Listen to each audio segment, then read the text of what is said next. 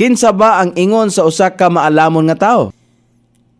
O kinsa ba ang nagakahibalo sa hubad sa usa ka butang?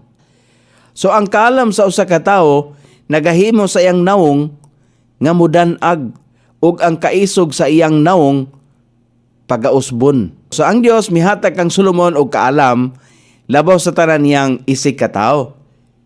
Atong makita nga ang paghubad, ingon man ang kaalam, usa ka gasa gikan sa Dios. Gasa na sa Dios in taon. Dili na gikan nato. Si Joseph, gihatagan sa Dios og katakos sa paghubad og damgo. Sa dihang nagdamgo ang hari sa Ehipto, gipatawag si Joseph tungod kay siya adunay gasa sa paghubad sa maong damgo. Kato iya to sa Dios. Makita nato din sa balang kasulatan nga iya na sa Dios. Si Daniel, atong mabasa din sa balang kasulatan nga gihatagan usab siya og katakos sa paghubad sa maong damgo.